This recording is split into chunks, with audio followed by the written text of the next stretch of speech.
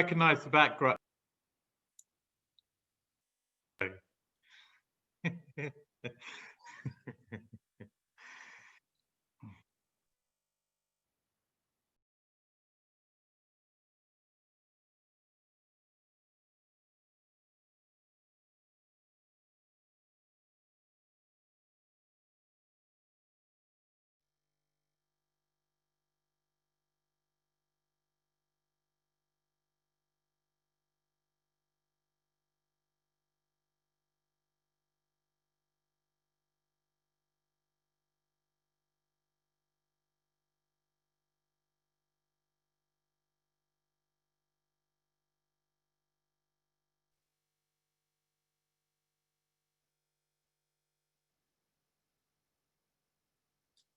Well, good afternoon, everyone. I'm going to wait just maybe a minute or so longer because there are still a few people coming in, and then we'll start. But I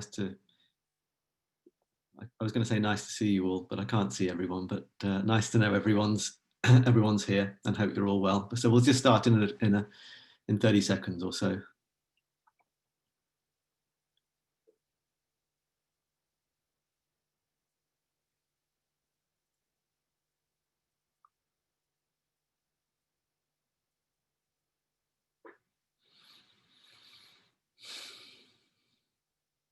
Okay, well, look, let's kick off. Welcome to FTB's latest quarterly environmental webinar. It's lovely to have you all here. We've got a great program planned. It's split into 3 parts this time, so we're going to have 3 pairs of talks, and then just a little change around break in between of a few minutes. People can have a comfort break and so on. So I'm just going to run through the program and then how we're going to manage it, and then we'll start with our first speaker. So the first 2 papers are going to be given by Gregory Jones first of all, and then Robert McCracken. They will speak for about 15 minutes each, so that will take us to about 3:30, and we'll then have 10 minutes or so for Q&A. The chat box, the Q&A box, is going to be open when people are speaking, so if you want to put in questions into that, we can then try and deal with them. We might not be able to deal with everything, but we'll certainly do our best, and we'll pick some and deal with them live. And it may be that the speakers can send answers to others outside of the session, but we'll certainly do our best to make it as interactive as possible and to answer the questions that you raise. We'll then have 2 papers in the second session. So the first session's on the Aarhus Convention. Second session is current issues. That should start around 20 to 4. Paper by David Graham on water quality, and a paper by Andrew Fraser-Urquhart on wind energy. Same format, about 30 minutes of talking and about 10 minutes of Q&A. And then the third session at 4:20, significant developments in legislation and case law rundown, that's with Ned Westaway. And then hearings in environmental and planning cases and remote hearings during the pandemic. That's with Morag, Ellis and Esther Drabkin-Reiter. It may be that Morag can't be here because she's engaged in an inquiry, but she'll do her best. So we'll see whether she attends or not. So please do use the chat facility. I think everyone's camera will be turned off apart from the speakers, and then we'll come together at the end of the 2 talks to deal with questions. So I hope that all makes sense. So if I can introduce the first speaker, which is Gregory Jones. So Gregory's got a wide environmental and planning practice in England and Wales and Northern Ireland and the Republic of Ireland. And as a member of the Bar of the Republic of Ireland, of course, he has rights to appear in Europe after Brexit. He's appeared in a host of leading environmental cases in Britain and Northern Ireland, currently acting in the Drax litigation due before the Court of Appeal in November. He's the author and editor of various environmental law texts on the Habitats Directive, the SEA Directive, nuisance, and he has a book coming out soon on the Aarhus Convention. So Greg, over to you. The title of Greg's talk is International Law Origins and Scope of the Aarhus Convention. So I can invite everyone else to turn their camera and mute their microphones now, and then over to you, Greg. Thank you. Thank you, James. I'm just going to put up my PowerPoint, unless that's going to be put up for me. And I'm going to do hopefully share screen, and you'll tell me whether that's come up or not.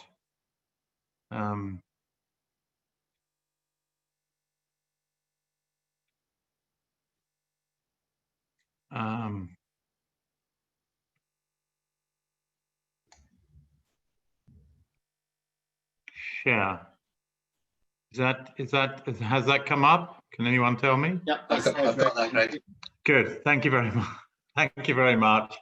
Well, however long the lockdown carries on, I probably won't get used to share a screen. I'm going to speak for 15 minutes and thereabouts, and I thought I would indulge.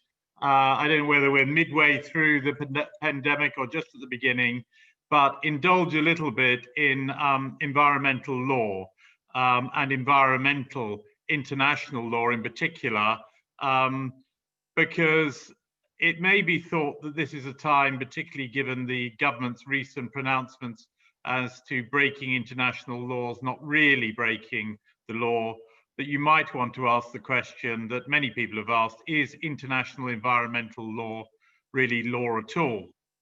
Now, James mentioned Brexit. One of the consequences of Brexit will, of course, be the impact on EU-derived law that will be transferred over to domestic law by way of various grandfather statutory instruments and legislation. And in particular, environmental law is at the forefront. One aspect that is yet to be obviously repealed or left is the UK's signatory to the Aarhus Convention. Robert's going to deal with the very important aspect of environmental information. I'm just going to set a little bit of the background to the Aarhus Convention by way of its international law obligations. And the first thing I pose is, why worry about international law, given what I've just said? I think it's going to be very important. I think the mood music in environmental litigation will look increasingly to international conventions. And we only have to look at the Heathrow litigation to see reference to the Paris Agreement and the decision of the Court of Appeal, to see that advocates and also the judges are perhaps more aware of international obligations than they were 30 years ago. The other reason is, James mentioned it, we've got the Kingsland Conference-derived book on the Aarhus Convention will be coming out early in the new year, and many FDB people are contributors to it, and now's a very good time to give it a plug. And I hope you will put aside some Christmas money for the new year to buy a copy of the book. And one of the aspects we'll be looking at the book, although we'll be getting into more detailed issues of Aarhus cost orders, is the international order and background to the convention. Now, it's important to understand that the Aarhus Convention didn't just arrive in the Danish town of Aarhus out of the blue. There is actually a long pedigree of international agreements of which the UK is signatory that led to the Aarhus Convention and the three famous pillars involved in the access to environmental justice. And of course, Robert, who's following me, will be talking about the access to environmental information. But really, if you look back, and I suppose you can keep going back, but if you look back to the real underlying values, first of all, from the convention, we'll find those back in 1966, an important year for the England football team, and the International Covenant on Civil and Political Rights that was adopted by the UN in 1966 and then adopted, ratified by the United Kingdom in the year 1976, the hot summer, and the year actually of the Cub Scouts Golden Jubilee. Now that convention is important because it highlighted some of the key aspects that we see developed in the three pillars, although not necessarily specifically in terms of the environment, although some were. Article 14 of that convention has the right to a fair trial, which Tom Bingham described as the cornerstone of justice and the cornerstone of environmental justice, to which issues such as whether or not justice is prohibitively expensive, Aarhus costs orders, undertakings in damages for interim relief all relate. Article 19 touches on Robert's topic again. It's the right to information. And Article 25 as well is the right to participate in government. And that right of participation goes beyond just being able to stand in elections, but also to be able to participate more fully in the functioning of government. Article 14 of this covenant is the basis of the principles of access to justice. And you'll see, as I say, Article 19 refers to access to information.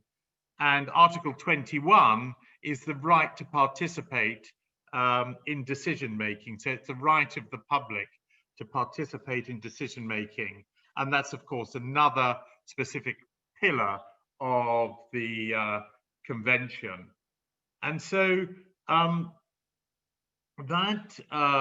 which we see in Article 9 and such like of the Aarhus Convention. And when we look, we see a development then in the Stockholm Declaration, again, a United Nations declaration. And of course, we'll appreciate that the Aarhus Convention, although we tend to encounter it most through its transposed legislation under EU law, is of course a United Nations international treaty, to which, as we know, the EU and critically the UK independently is a signatory. So it is therefore not entirely surprising that when we look at the origins, international law origins of the convention, we see them and their structure and their concepts grounded in wider declarations by the United Nations. Now, of course, the Stockholm Declaration specifically was a declaration on and it's interesting to look at the wording, human environment. So we think of the UN Declaration on Human Rights, obviously that's one of the grounding declarations. And we see also that this first express use of the word environment is again put in people or human context. So the Stockholm Declaration was June of 1972, and it was the first global environmental conference held by the UN on which was really seen as opening up the modern era of international environmental law. And it's been said by respected commentators that it was the first attempt to take stock of the global human impact on the environment. And some will remember, some were very small, but the early 1970s was, of course, the time of the oil crisis, and people suddenly realizing for the first time that the globe wasn't just some resource that had an indefinite supply. So the Stockholm Convention sought to set out a framework of international environmental regulation. It's interesting to look at the preamble that proclaims that both the natural and man-made elements of the human environment are essential to man's well-being and the enjoyment of basic human rights. to life itself. So the link, two things: link with the humans rather than, you know, the planet as a good thing in itself, and also the nature of elements. Again, as I say, one doesn't forget the context in which this declaration was made. And this proclamation really does lay the foundations of international law within that wider international law landscape. So if you look at Article 3 of the Universal Declaration of Human Rights, that talks about right to life, liberty, and the security of the persons.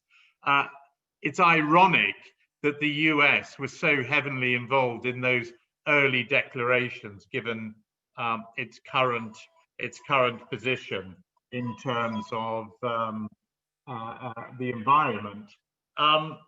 The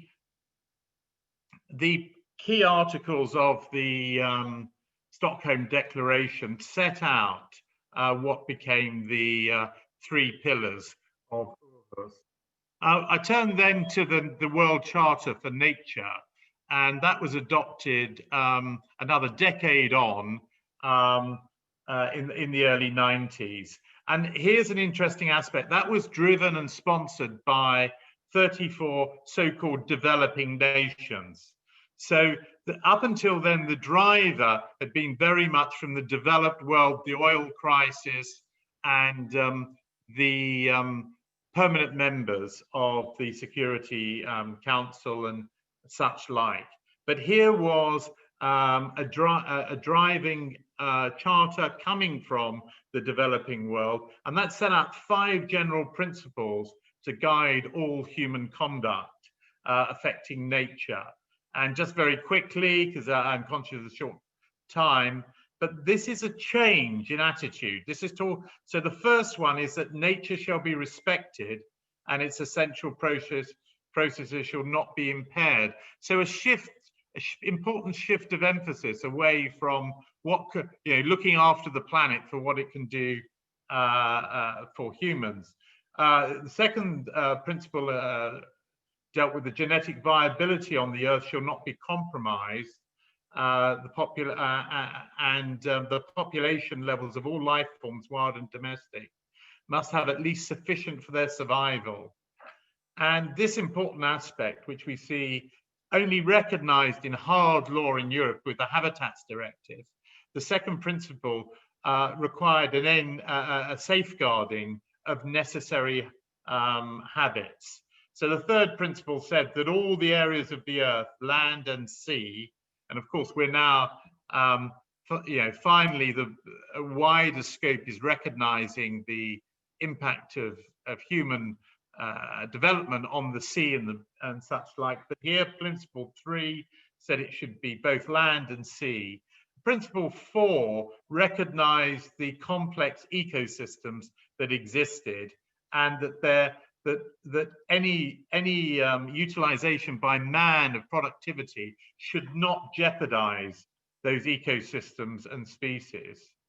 And finally, that nature should be secured against degradation caused by warfare and other hostile activities. And it is very easy to forget, particularly since we've been blessed where we live in this part of the world without real warfare since the Second World War, that there are areas of the world where warfare is having not just a terrible effect on humans, but on the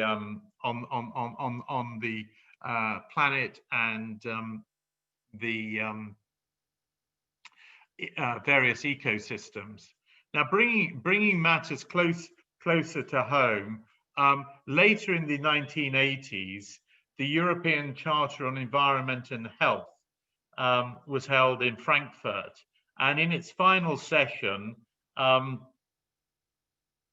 it brought together in its charter a basis for international collaboration on the environment and health. And of course, as we're now realizing, as we sit here in our virtual reality, the link between how we look after our planet and our own human health is so critical. whatever the causes of COVID-19 are.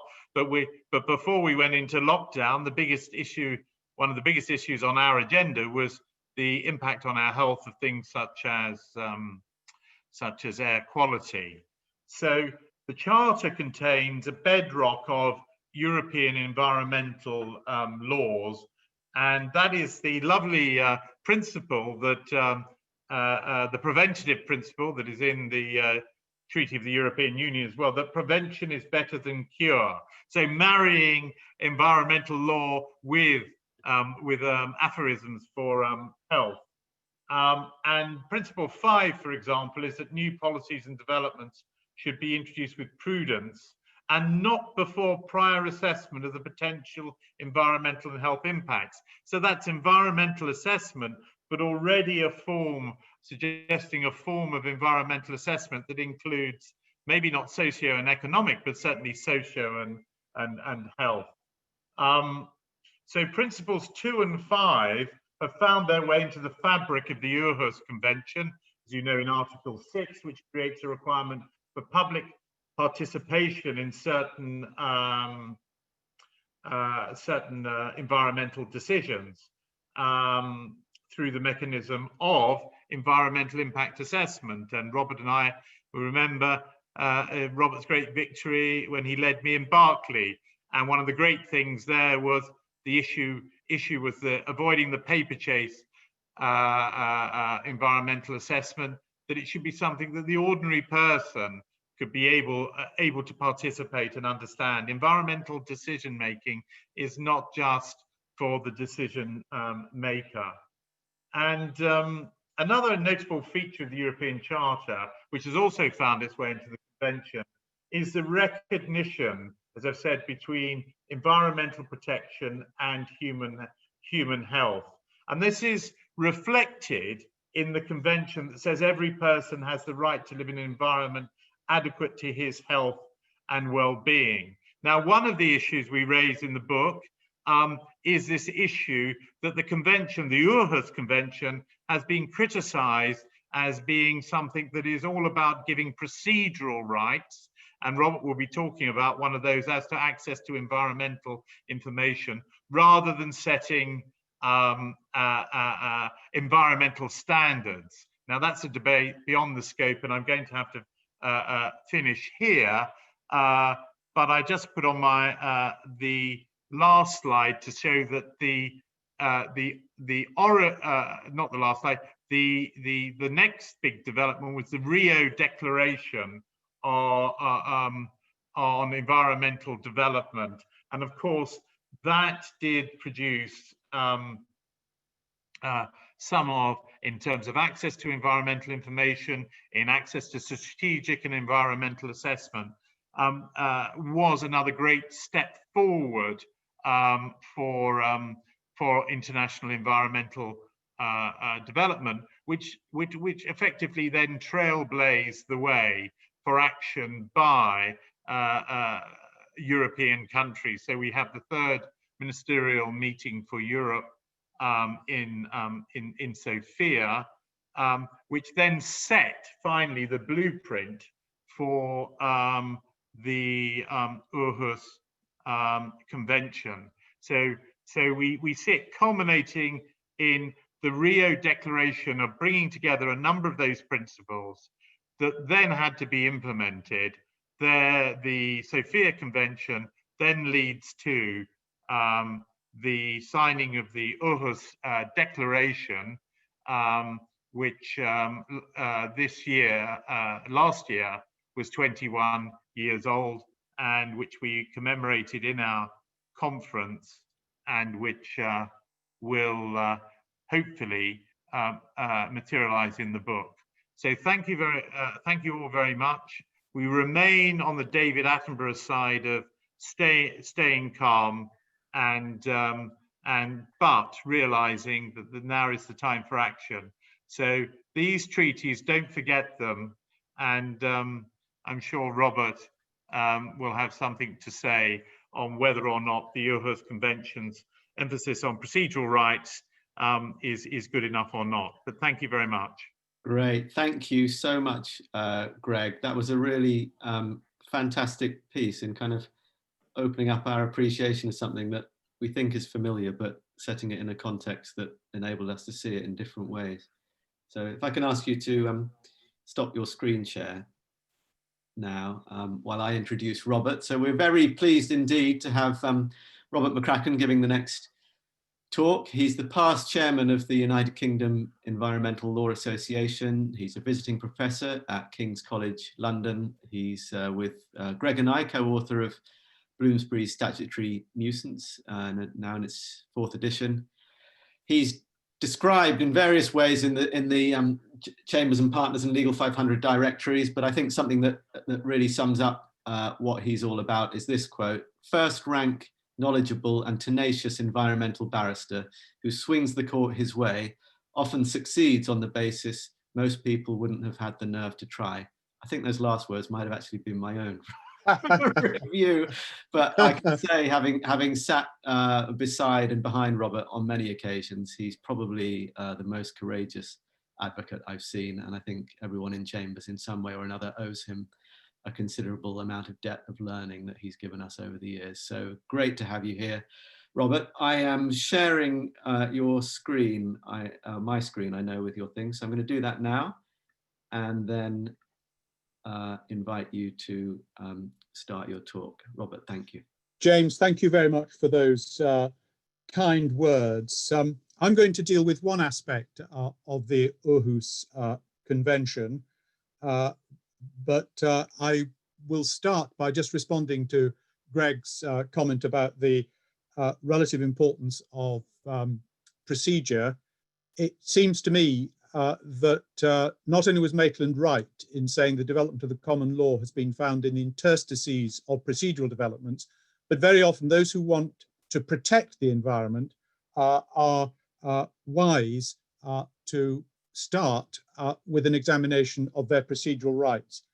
And access to information about enterprises which affect the environment is a fundamental tool that anyone who seeks to protect and enhance the environment needs. Our departure from the European Union at the end of last year and the end of the interim period at the end of this year makes little immediate change in theory to the substance of our rights. Of course, in the future, the United Kingdom will be able to change the substantive position of British subjects and citizens.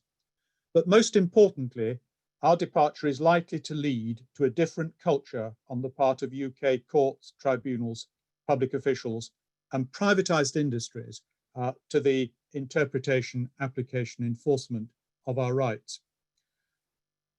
An area where this is likely to manifest itself very clearly is in the interpretation of the scope of the Environmental Information Directive and the regulations. And the aspect that I want to look at today is the definition of public authorities. How have courts and tribunals interpreted this legislation? Very often, as anyone who practices law knows, the development of the law is much influenced by the factual matrix of the cases that come before appellate bodies. And that's well illustrated, I think, by one of the leading cases on the definition of public authority, Smart Source. That was a decision of the upper tribunal, and it related to a company that sold on a commercial basis information about water companies and sought to obtain it free from water and sewerage undertakers, relying upon the Environmental Information Regulations and Directive. The upper tribunal, not surprisingly, found the case unattractive and decided that they weren't entitled to that information, but in so doing, they reached a decision on the scope of the definition of public authorities that was extremely narrow. And it would be sensible now just to have a look at the key provisions with which we're concerned. James, if you could move the screen up a little bit so that we've got both the directive and the regulations without the convention. So if you just move it up a little bit or move down, yes, that's it. That's perfect. The directive has 2.2 has three categories. A, what I'd call classic or traditional public authorities of the kind that only the state can set up or terminate. B, natural or legal persons performing public administrative functions, including specific duties relating to the environment.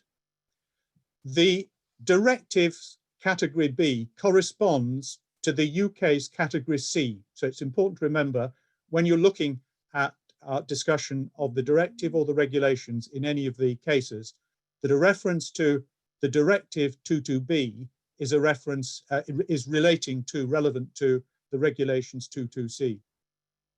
C are bodies that have environmental functions that are under the control of A or B bodies. Now the regulations follow a slightly different pattern. Category A of the regulations 2.2 are government departments. Category B are bodies that are defined in the Freedom of Information Act, such as, for example, Schedule 1 of the Freedom of Information Act, such as, for example, parish councils. Category C, which corresponds to Category B of the directive, are other bodies carrying out functions of public administration. And note, there's no qualification there relating to specific duties in relation to the environment. And that's relevant to an important requirement as seen, in my view wrongly, by the upper tribunal in this country. And D corresponds to the directive C, bodies under the control of the preceding bodies. The decision in SmartSource that privatized utilities, such as water companies, were not public authorities was one that of course concerned environmental organizations, but happily it also concerned Upper Tribunal Judge Jacobs, who thought it was wrong. And so when an opportunity presented itself in the challenge brought by Fish Legal and my client, Emily Shirley, he referred the case to the Court of Justice. And the particular privatized utilities that were the subject of this litigation were water and sewerage undertakers. And the Court of Justice Grand Chamber held, not surprisingly, that 2.2a bodies were the ones which only the state could create or destroy and are organically part of the state. They're fairly straightforward. But interesting, in relation to 2.2b, the court held that they were bodies which were first entrusted with public services. Second, that entrustment arose under national law. And thirdly, they had special powers that ordinary subjects and citizens didn't have. So there was a triple requirement: entrustment, under applicable national law, and with special powers.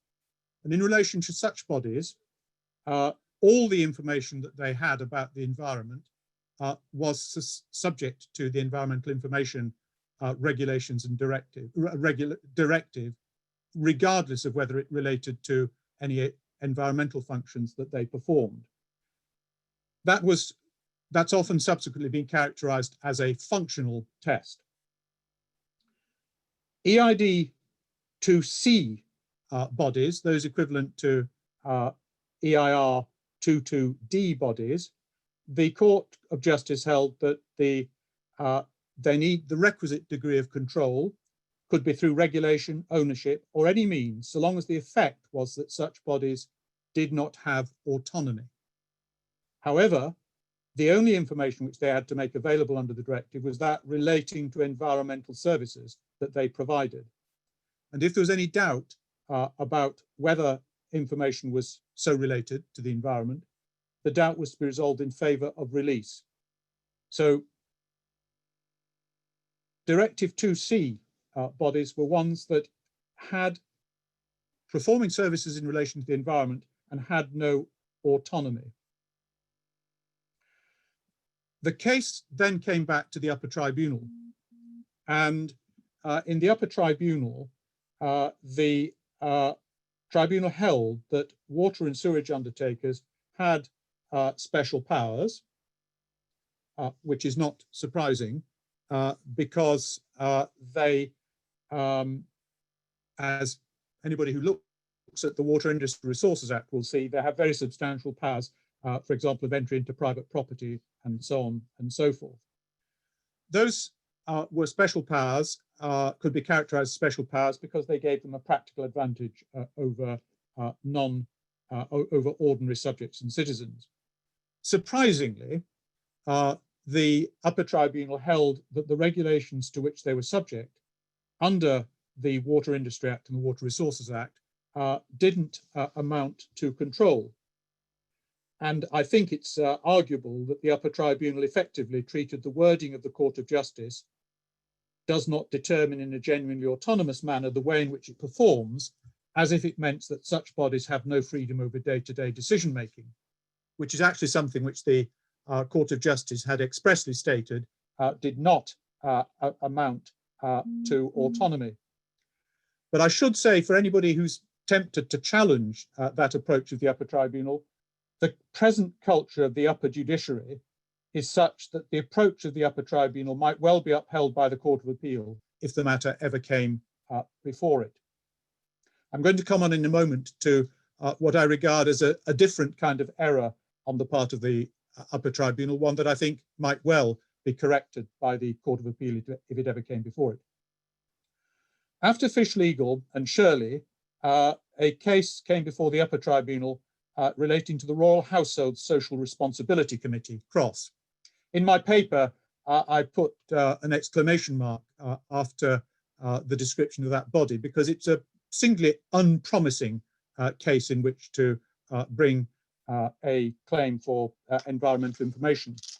And the upper tribunal in CROSS held that there was a fourfold test for 22B bodies.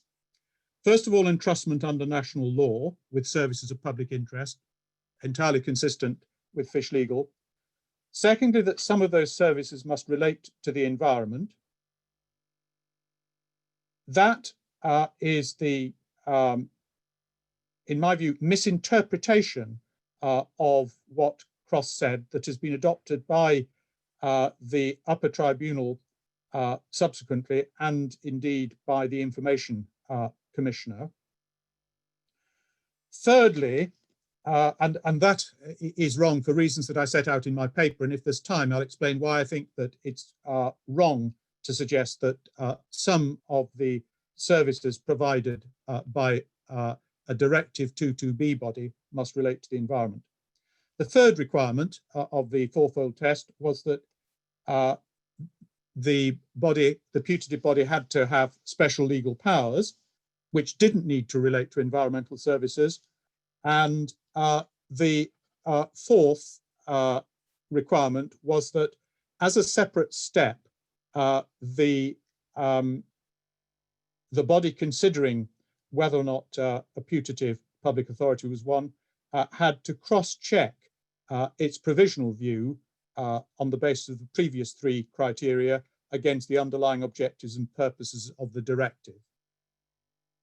There is, by the way, a very engaging and interesting criticism of Mr. Justice Charles, who presided in CROSS, that I've set out in Appendix 2, in which the Court of Appeal later characterized trying to read the whole of one of his judgments as if it was like climbing Everest in terms of the exhaustion, effort, difficulty, and danger. Well, that case was followed by Poplar in the upper tribunal, and that in that case, the upper tribunal confirmed that entrustment under national law with services of public interest was needed. It held that those services must relate to the environment, to some extent following its misinterpretation of CROSS, but also so holding on the basis of its own analysis. It thirdly held that there needed to be special legal powers, and that the mere existence, the mere grant of special legal powers couldn't itself indicate entrustment. It had to be under separate legal provision. And fourthly, it very reasonably held that the cross-check wasn't a separate requirement. But I would emphasize, regardless of whether the cross-check is a separate requirement, it is plainly appropriate in the context of such European-based regulations to look at every stage at the purpose of the directive and the whole context of the legislation.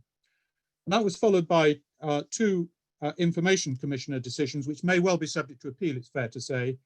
One related to E.ON, is the first one, relating to the Rampion offshore wind generator, and the 5 points of note. Bearing in mind that some of the services of a 22B, 22C public authority are supposed on the basis of the misinterpretation of cross to relate to the environment, the Information Commissioner held, in my view, unconvincingly, that a service relates to the environment if it has an impact on the environment. I say that's unconvincing because it's very difficult to see which public services don't actually have an impact on the environment. And one will see a fairly absurd example in a moment. The second observation of Ian was that special powers don't need to relate to the activity which has an impact on the environment. That's fairly straightforward. The third point is that the need for confirmation of a compulsory purchase order doesn't prevent that from being a special power. The third interesting holding in E.ON was that there was no need for the special powers to give a net advantage when they were balanced against service obligations. The question was, is it a power not available under private law? And that's a very sensible approach of going back to the words of the statutory provision, rather than looking at a gloss that was imposed upon it and that was appropriate in the particular context of the case in which the gloss was suggested. And fifthly, it suggested that a service was of public interest if the state would be compelled to step in if it weren't provided. I don't myself find that a very convincing test for whether a service is of public interest. I would have thought that a more convincing test would be whether the provider needs the special powers of the state to be able to perform the function properly. After all, the provision of food is something that the state has to undertake if the private sector doesn't provide it. But no one would suggest that Tesco is therefore providing a service of public interest. Whereas by contrast, if the service is one that can only be provided sensibly if the person who's providing it has special state powers, then it's entirely natural to treat such a body as being one providing services of public interest and treated as an emanation of the state for these purposes. The final decision that I want to briefly touch on is HAL Heathrow, which is an Information Commissioner's decision this year. It confirms E.ON as an approach, and it holds that because airports involve climate change emissions from aircraft, noise emissions from aircraft, and congestion leading to environmental effects, that the airport's activities are ones relate to the environment. Well, that's entirely true if the proper test for a service relating to the environment is that if it has an impact on the environment. But manifestly, almost every activity that provides a service to the public does, in that sense, have an impact on and therefore relate, in theory, to the environment. It's one of the reasons why the misinterpretation of cross that suggests that 22B, 22C authorities must at least provide some services that relate to the environment is almost certainly wrong if the matter would be considered wrong if the matter were ever to be considered by the Court of Justice, which I fear is not going to happen on the basis of a reference from this country. And my time is now almost up, and I simply direct you to the note that I've set out under my paragraph 9.2, which explains in a little bit more detail why the supposed second requirement of cross is, in my view, wrong. And I have set out in Appendix 1 a particular passage from the Grand Chamber's judgment in Fish Legal Shirley, which I think indicates that the Grand Chamber did not agree with the approach that was attributed to it in Cross. And I also set out, I think, helpfully, what the Court of Appeal in Jones and Jones said about Mr. Justice Charles. And I think the confusion and misinterpretation of what he said in Cross well illustrates the problem associated with his over-lengthy, over-complex judgment, which can easily lead to a situation that, as Lord Justice Sheeman said in an earlier case, future readers of the judgment will not be able to identify the crucial matters which swayed the judge. And a very good illustration of that is the fact that those who've misinterpreted Cross have assumed that when in Cross he was discussing EID 22B, his observations applied to the regulations 22C. But as Mr. Justice Charles himself recognized at paragraph 113 of his judgment, what he had previously said about the scope of 22B of the directive didn't necessarily apply to 22C of the regulations, because as you will have noted from the first page of my paper, the words including in relation to the environment do not appear as a qualification on the services of public interest.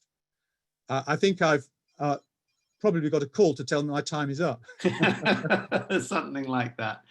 Thanks very much. I think the papers will all and slides will all be circulated afterwards. And as you probably gleaned from Robert's talk, he's written a paper, part of which was being shared on the screen. So the information is all there. Thank you very much, Robert. We don't have any questions in the Q&A box. If anyone's got a question for Robert or Greg, now is your chance. Otherwise, I will move on. Really. Can I just deal with a question that was sent by email? A very interesting question about the time frame for the Aarhus Compliance Committee. I've been transferring my European practice to some extent from Luxembourg to Geneva, where the Compliance Committee sits in the old Palace of Nations, and it only meets 4 times a year, and it meets as a committee for about between a week and 2 days. So it meets quite briefly. It doesn't make decisions. It simply sends reports and recommendations to the meeting of the high contracting, the state parties. And so it can take a very, very long time before any decision is reached. And the particular question was, well, in our local authority, by the time the compliance committees reached its, made its recommendation, any decision is reached, the people who were involved will have disappeared. Of course, a complaint is made, the complaint can be made by anybody, but the respondent to that complaint is the United Kingdom, not the particular, in this case, local authority that was said to have behaved unlawfully, and in respect of which the administrative court was said to have reached an unlawful decision incompatible with the Aarhus Convention. So it's a very useful body for complainants to think about. But I think from the point of view of public authority respondents, unless the United Kingdom government alerts the public authority involved to an ongoing problem, local authorities can be reasonably relaxed about what happens to matters they've been involved in when it gets to Geneva. I should say it's a very agreeable committee in front of whom to appear, and I would recommend those who are thinking about appearing there to go and check it out in advance. Thank you very much, Robert. I'm going to move on now to the next pair of speakers. I'm aware that there's a question in the box which is for a case reference. So I'm going to invite Robert and Greg, depending on who it best relates to, just to follow that up offline and send the case reference, if that's all right. So thanks for the question. We're going to move on now to the next pair of papers. So the first paper is going to be, and talk is going to be given by David Graham. It's a water quality update.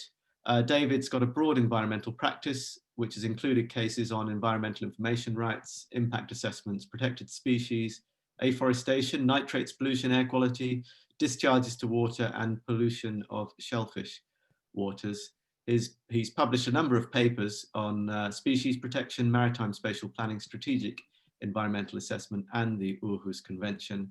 And he is a member of UKLA. So David, if I could ask you to come please and deliver your paper. And Robert, if I could ask you to turn your camera off if you are able to. Thank you. I'm sure we can do it. Thank you very much. Thank you. Over to you now, David. Thank you very much. Thank you very much, James. I'm going to hopefully share my screen because I have some slides to show everyone.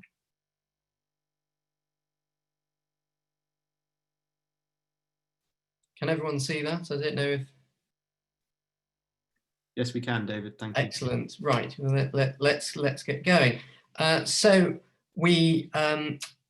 I think it's useful just to update everyone where we are on water quality. There have been some developments on water quality since COVID hit us all. Although I think it's fair to say that the overall position is that it's rather put a freeze on things. In particular, I think we'll see the progress of the Environment Bill appears to have stalled yet again. So what I'm going to hopefully cover in the next 20 minutes or so is what the state of the current law is on water quality, and then have a look at some of the suggestions that have been floated, notably by Sir James Bevan, as to what might be in store for us after the Brexit transition period has elapsed. But let's start with some of the news that we heard over the last couple of months in relation to the current status of UK surface waters, and in particular the reports that have come out both in August and in September in relation to the assessment of ecological and chemical status for freshwater bodies in England. What I'd like to start with is a map that's taken from the European Environment Agency's 2018 report, which was an assessment of the status across all the different river basins within the EU.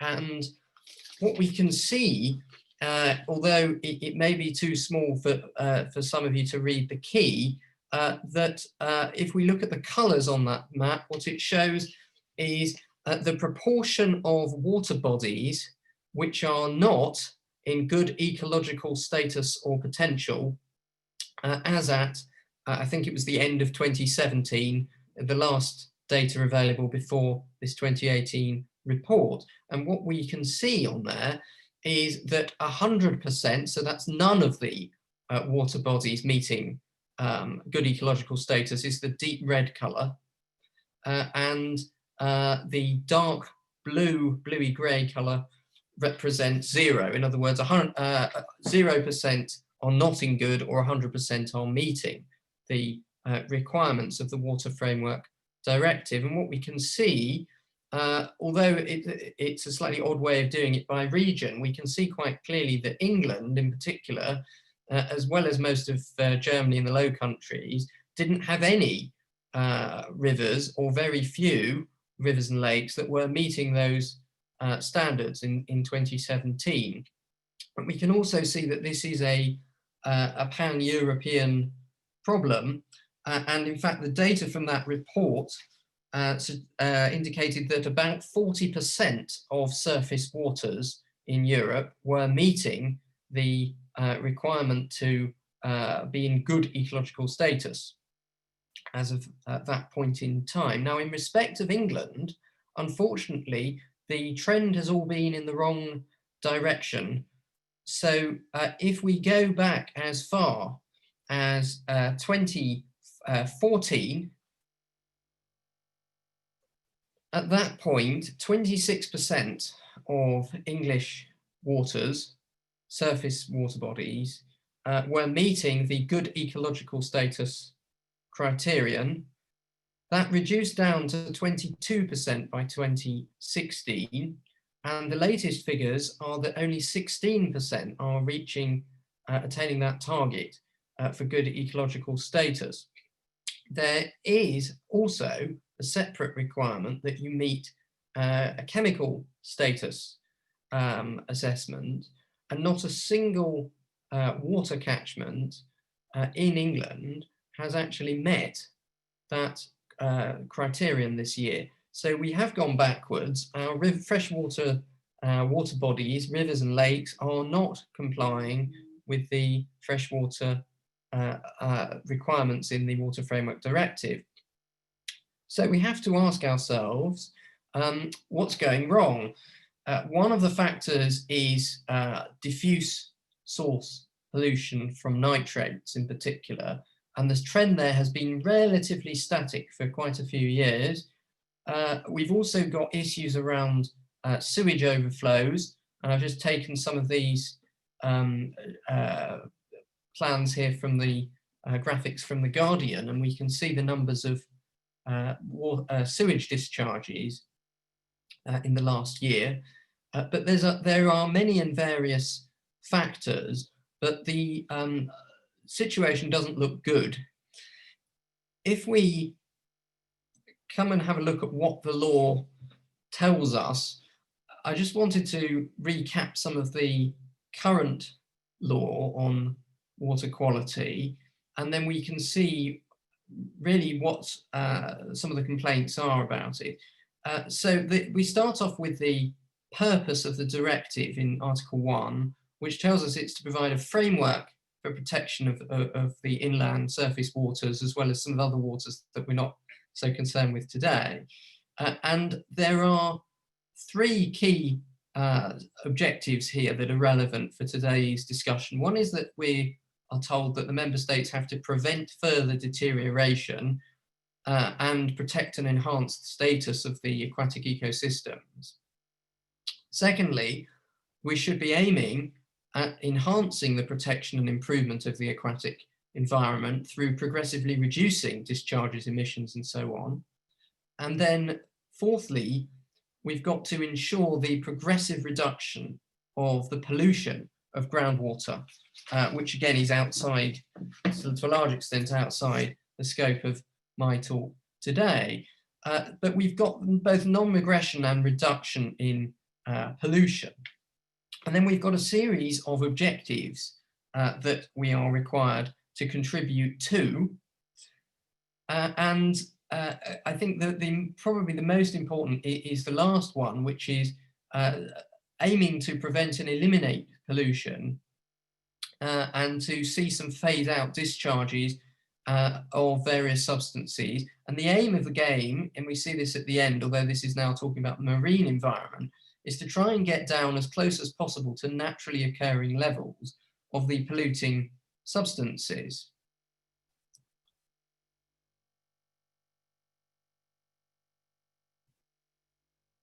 So what are the mechanisms that the framework sets up to enable this?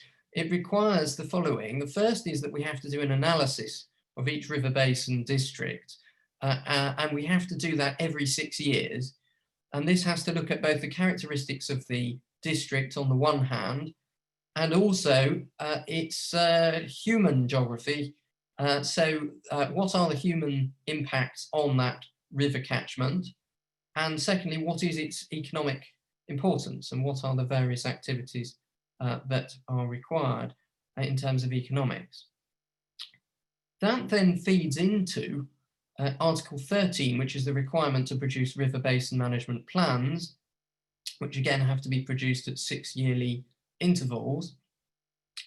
And in order to inform that work, Article 8 sets out monitoring regimes and sets out quite detailed standards in Annex 5 to the framework as to how one goes about monitoring the ecological status of the water bodies.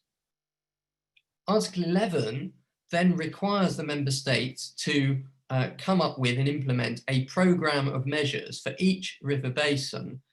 And this must include certain things, but may go beyond them. And the minimum requirements set out there include such things as prior regulation for discharges. They require measures to prevent and control the input of diffuse source pollutants. It requires measures to eliminate pollution by quote unquote priority substances, which are those substances identified in Annex 10 to the directive. And then Article 10 gives us some harder edged duties. We've got to ensure that discharges are controlled using either best available techniques or limit values or controlling using appropriate best environmental practices.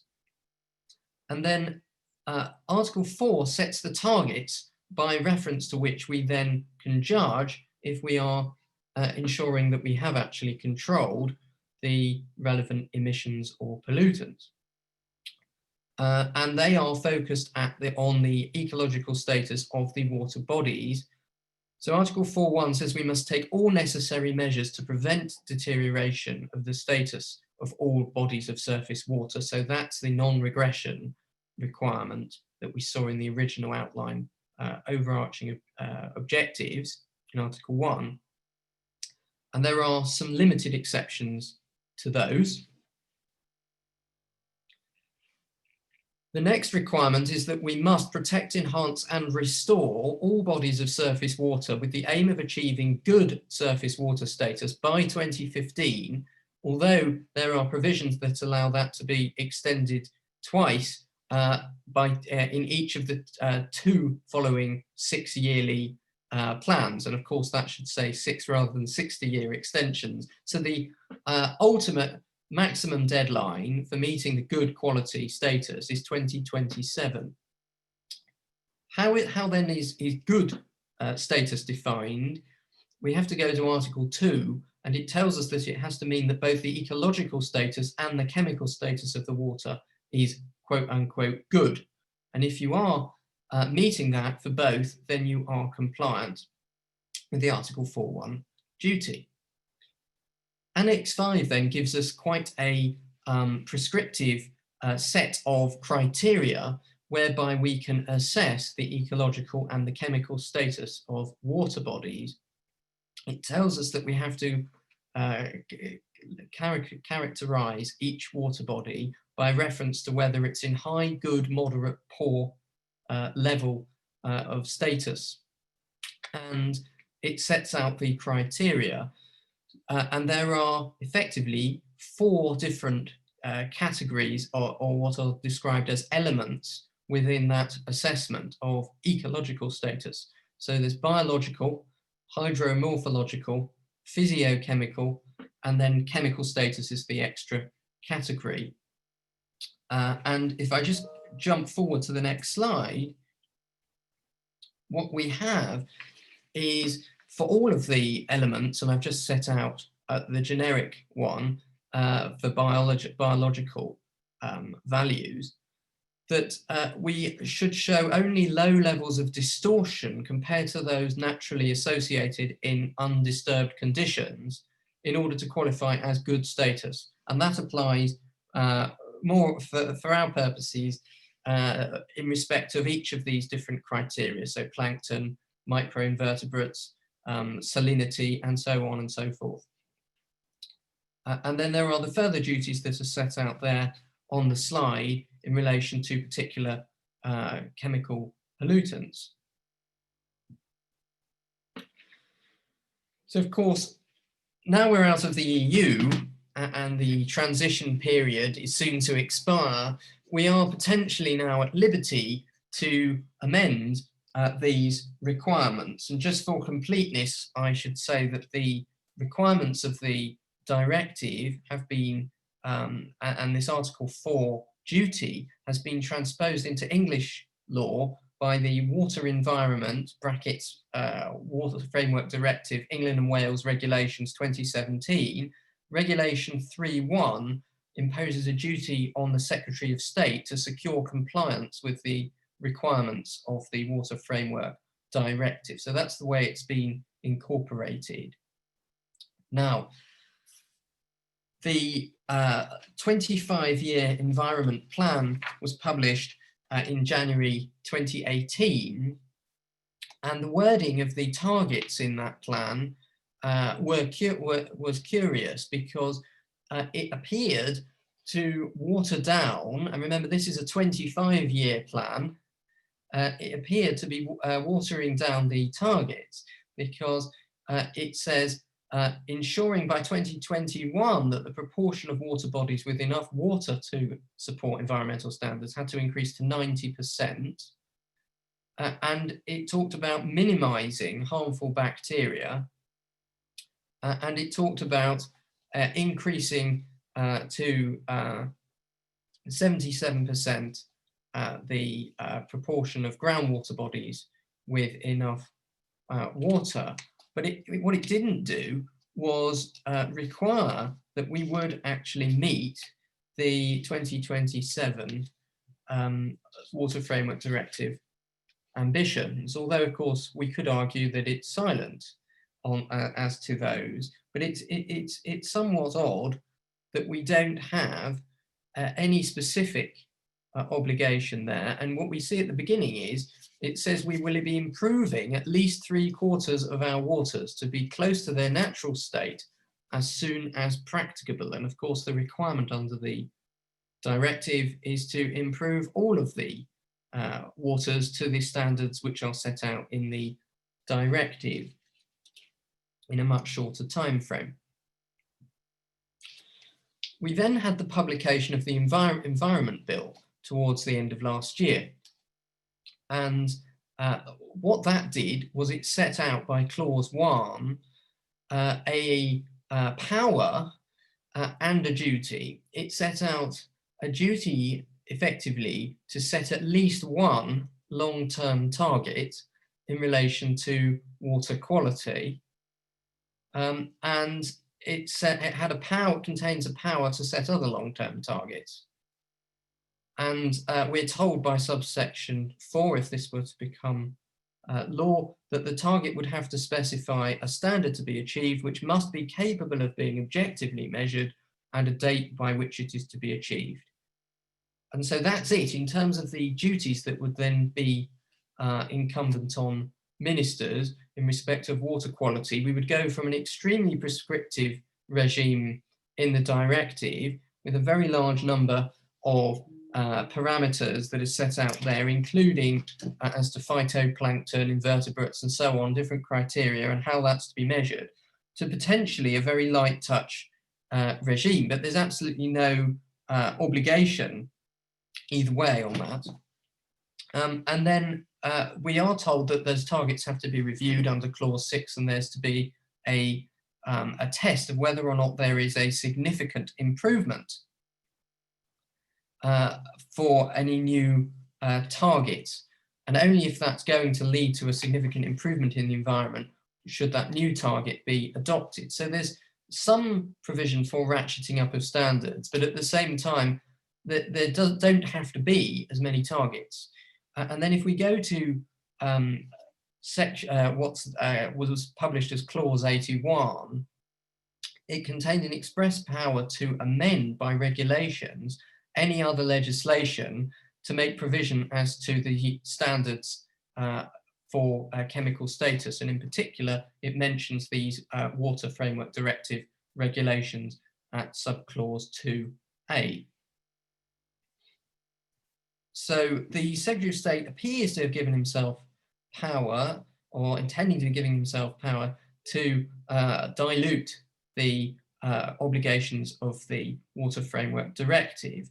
We then had, in August, very recently, a speech by Sir James Bevan, which of course is interesting because he is currently in charge of enforcing the existing regime. And he said, "I think we should consider reforming one of the totemic EU laws, the Water Framework Directive.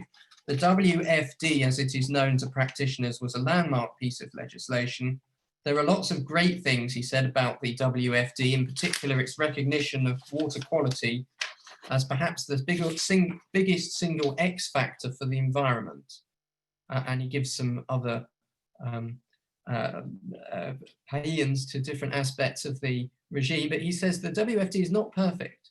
It has a famous all-out rule under which all rivers fail to meet the required status if they fail on any of the 4 categories in the directive. So that's biological, physiochemical, chemical, and hydromorphological. And he said there's 2 problems with this approach. Firstly, it can underplay, he said, where rivers are in a good state. And so he made the point that at that point, 14% of rivers qualified for good status. Of course, now it's 0 because they've failed all of the, have failed the chemical criteria. But because those rivers, he said, are actually in a much better state than that, because most of them meet most of the criteria. He said across England, 79% of the individual indicators are at a good status. And he said the second problem with it is it can force regulators to focus time and resources on indicators that may not make a difference to actual...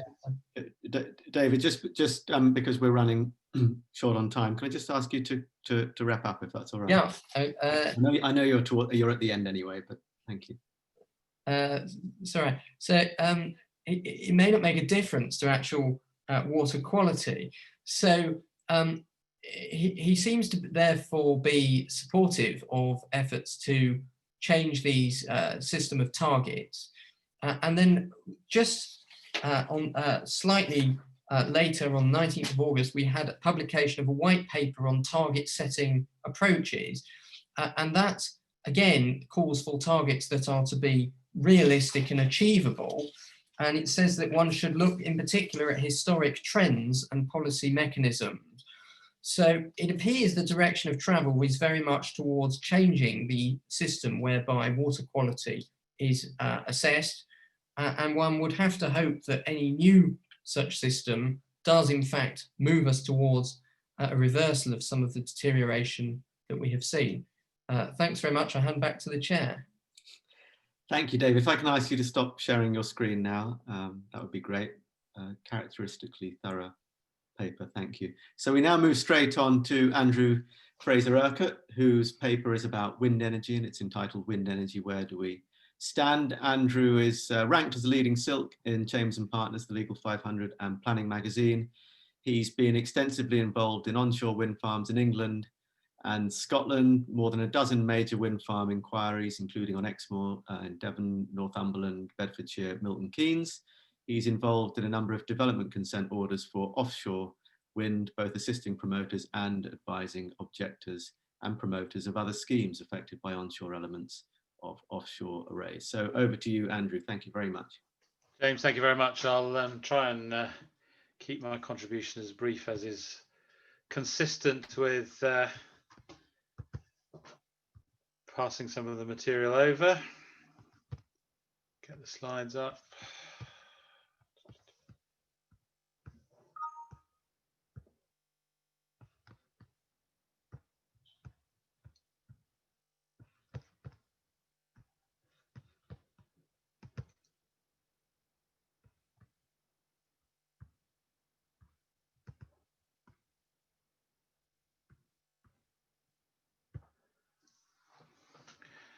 Well, good afternoon, everybody. It's a measure of the technological progress that we've been forced to make, some of us dinosaurs, during lockdown, that this presentation not only includes pictures, but actually includes some I took myself, including this first one, which was taken actually in 2012 in Holland, and shows a rather attractive wind farm array, which might give you a little bit of a heads up as to where I personally stand on the acceptability of wind farms visually, which of course is one of the major issues. I did think actually when I started this presentation of putting a picture of one of the prophets from the Bible in this slot, because I chose to speak about this topic some weeks ago, and then quite by chance, blow me down if the Prime Minister didn't spend most of his virtual conference speech talking about the joys, admittedly mostly offshore wind farms, and it made me feel that this topic was of even greater relevance once he'd spoken. The context for what I want to say about wind farms, and I am going to talk mostly about onshore wind, simply because that raises the most interesting practical and legal issues. And whilst offshore wind is likely, at least initially, to make a major contribution to the increase in wind energy that the government clearly now seeks, one always has to caveat that with announcements from Boris Johnson, one has to sometimes be careful to wait and see what the detail says. But the major expansion that seems to be foreshadowed is mostly to come, it seems, from offshore wind. I shan't repeat the Prime Minister's colourful language about our island nation, but something along those lines. But nevertheless, it's onshore wind which provides, it seems to me, the most interesting issues to discuss. So that's where the focus of this talk is going to be. Now, the context of this is these four elements I've identified. The first is the really quite considerable progress there's been in UK renewables development over the past decade, and we'll look at some numbers in due course. But it's undeniably the case that whatever one's view about whether we've gone far enough and fast enough, there has been an enormous leap forward in terms of the percentage, at least, of electricity generation which comes from renewables. The second part of the context is the alteration of the policy regime for onshore wind after June 2015, immediately after, in fact, the Conservative election victory of 2015. And that's rather limited the progress of the development of onshore wind since then. The next part of the contextual framework is that offshore wind is almost all governed not by any form of Planning Act regime, but by the 2008 Planning Act NSIP regime. And so, of course, that falls into a slightly different category. And then, of course, as I mentioned, the envisaging of major expansion in the Prime Minister's virtual conference speech.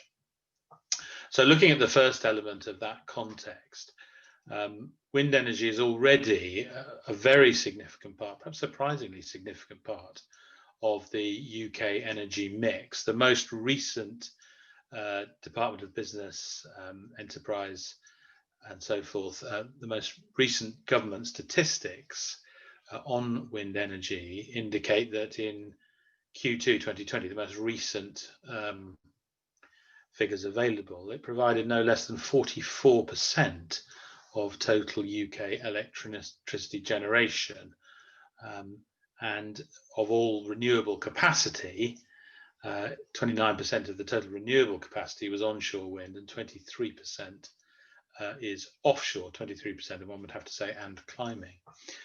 Now, those figures are perhaps slightly misleading because the Q2 2020 figures reflected a general reduction in demand for electricity generation because of the COVID lockdown.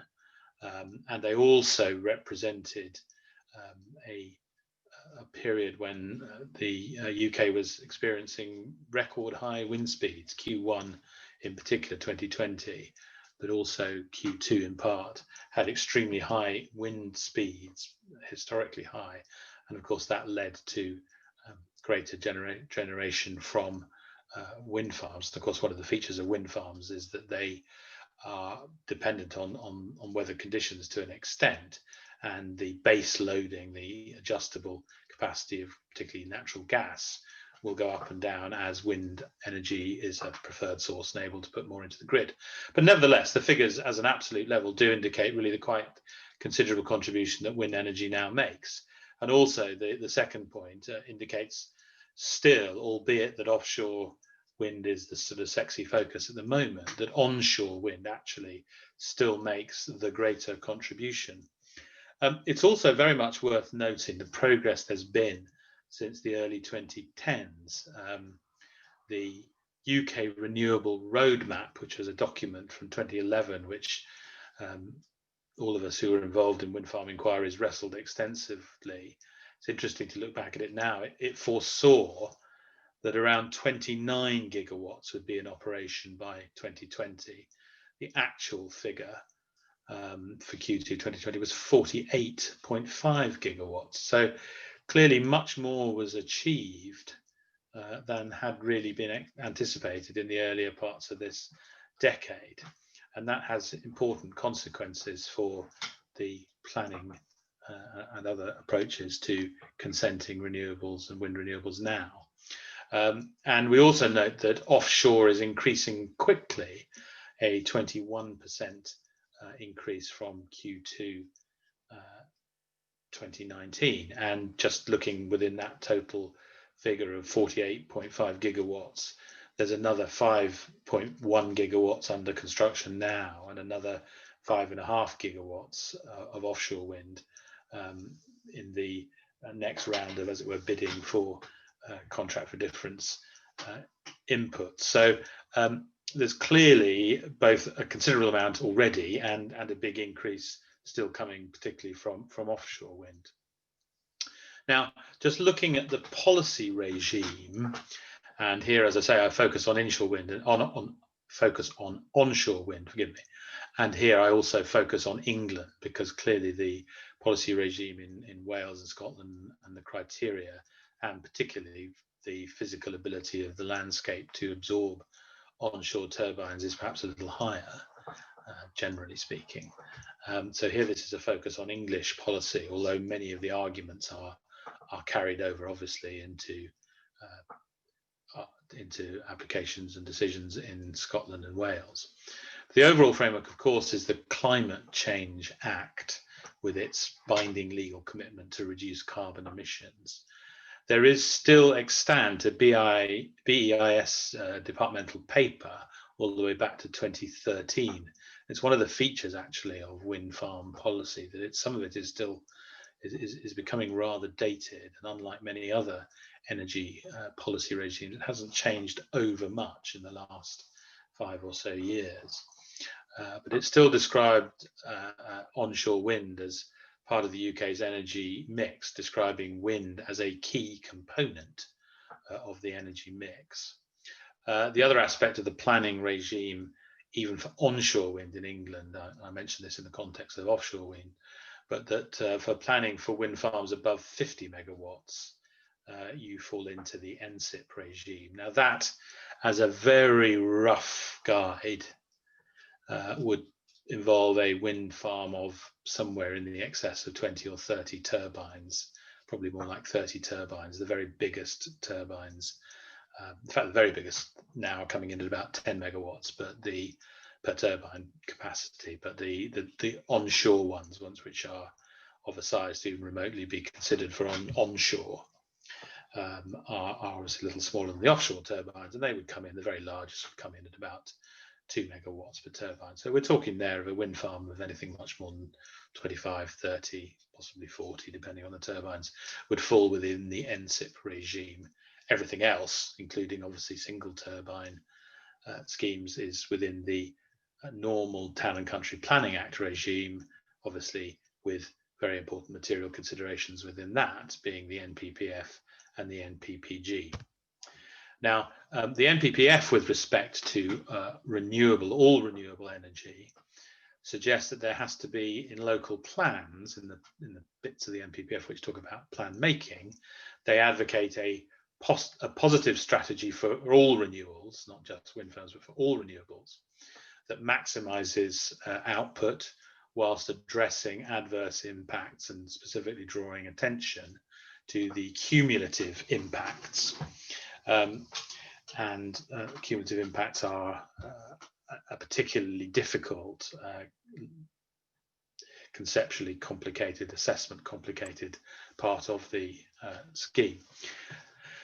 And then the second injunction within the NPPF with respect to local plans is that one has to consider identifying suitable areas. As we'll see in a moment, this is of particular importance when it comes to onshore wind. So local planning authorities are enjoined to consider identifying suitable areas for renewable development, particular types of renewable development. And then the third aspect of the NPPF is that consideration has to be given as to how developments might secure energy from renewable sources. So looking at the demand side as well as the supply side. The decision-making passages of the NPPF of interest to us are, first of all, the provision that there's no requirement for applicants to demonstrate an overall need for renewables. Now, that's of importance in how a case might be set up, but it is important to note, as we'll see later, that it doesn't provide any reference to the weight that ought to be given to the need. It accepts that the applicant doesn't need to demonstrate need, but doesn't tell you how much need you actually, how much weight you actually need to give to the need that's established. The second part of policy, and in a sense the real bite of it, is that local planning authorities are invited to approve if the impacts, the environmental impacts, are or can be made acceptable. And then finally, and this is the real sting in the tail, a footnote adds what I've called the local opinion clause for onshore wind, and for onshore wind only. And I'll come and talk about that, which is in some ways the real crux of what's happened since 2015 in just a moment. Now, the National Planning Practice Guidance, it repeats, but makes some very significant, or potentially very significant changes in the wording to the local opinion clause. It sets out a range of effects which have to be considered from onshore wind turbines, with detailed guidance on how they're to be assessed. And it notes that there are mandatory pre-application consultation requirements if you're either having 2 or more turbines, so pretty much anything except a single turbine, there has to be pre-application consultation, or if the turbine hub, if you're having a single one, if that's over 15 meters in hub height, which is really quite a small turbine these days, then you have to have, again, pre-application consultation, and the application can't be validated and processed unless that's been done. So, coming to, in a sense, to the heart of the balancing exercise, obviously the first and biggest thing to put into the equation in favor of turbines is the need. Now, in addressing this issue, and this is where recent changes in policy and indeed the new aspiration advanced by the Prime Minister may be very, very relevant. There are no specific targets. There was always an attempt back in the days of the old roadmap to try and argue that the expectation of what would be achieved could be translated into a target. And if you were opposing wind farm, you would always argue that we were on track to meet what was foreseen, and therefore there was no particular weight to be given for the needs. Developers always tried to argue that they weren't expressed as targets. Well, it's very clear now that there aren't specific targets. What is instead set is a very clear demand for more and more renewable energy, and that there isn't really any suggestion that there's a limit. Now, that doesn't end one way or the other the argument about whether or not, or what weight should be given to need. And one would play into that argument the very large increases already seen try and suggest, well, there isn't a need for this particular turbine given, or this particular wind farm given the particular harm it may be doing, against the still unsatisfied demand. Taken into that argument, there's the provisions of the NPPF that we've already looked at, that there is no need to demonstrate need. But again, as I said, that doesn't give you much help on the weight to be applied, other than that one would argue that it's only in circumstances where there is clearly a very clear established need that the NPPF would bother to suggest that you don't need to demonstrate that need. And there's also the matters of the national policy statements. Now, they are the fundamental documents for NSIP applications, but the NPPF says that they may be a material consideration in determining applications made under the Town and Country Planning Act, and they clearly indicate that there's an urgent need for renewable schemes of all sorts. However, contrary to that, there's a very obvious acknowledgement in the National Planning Practice Guidance that the issue of weight is in part dependent upon the contribution that the scheme is going to make, because there are passages describing how best to consider the energy contribution, how to weigh up the capacity versus the load factor and so forth, to consider the true contribution that any particular renewable or any particular wind farm scheme is going to make. And of course, he wouldn't bother doing that unless the level of that contribution was something which was to be weighed into the balance. And it explicitly says, in fact, that this may be of great importance in what it calls finely balanced cases. So it's quite clear that there is a real emerging argument to be had about the need. The next matter to consider is the adverse impacts. They only need to be acceptable, therefore there can still be some residual effects. Landscape and visual, there's quite a lot of detailed guidance in the NPPG about how you assess this, but the important words are that the changes to a landscape must be significant or defining, which is quite a high test in some ways. For visual matters, that they have to become a feature in particular views. The issue of cumulative impacts I've touched upon. They have to be assessed both in terms of more than one wind farm seen at a time, and a sequence of wind farms seen during a journey through a particular landscape or visual environment. And the assessment of cumulative impacts is one of the more difficult aspects. There are a number of other detailed issues, fall over distance so that you can't put turbines too close to houses or power lines, issues of air safety and radar, highways issues, particularly shadow flicker, which is where the shadow from the turbine blades rotating can be immensely distracting, and ecological issues, which, although they attract a great deal of attention, one of the worst moments I ever had at a wind farm inquiry was watching a video of some poor bird soaring within the scope of a turbine, and every time the blade came down you thought, God, is this going to be the time it gets clobbered? And it duly was, and it was a very uncomfortable watch, I have to say. But despite those very emotional issues, in fact, the guidance suggests that in most cases the effect will be low. Heritage assets, extremely important. I've included a picture here of a heritage asset. And just to let you know, you've had 20 minutes so far, so if you could wrap up, that would be great. Yeah, sure. Thanks, James. And there is, you can't see it very clearly in the slide, but there are turbines affecting the view of this heritage asset, the dam. The really important thing, and I appreciate this time pressure, but just let me just deal with this slide. The local opinion clause, as it's called, it had a chilling effect on development. The written ministerial statement said that local communities would have the final say. Now it now requires that in order for permission to be granted, the turbines have to be in an area identified as suitable for wind energy in the development plan, and that following consultation, it has to be demonstrated that the planning impacts identified by the affected local community have been fully addressed, and the proposal has their backing. Whether they have that backing is a matter for local planning authority decision. Now, I ask whether it's a total roadblock, because many people have seen it so since 2015, and it has had a chilling effect on the development of onshore wind.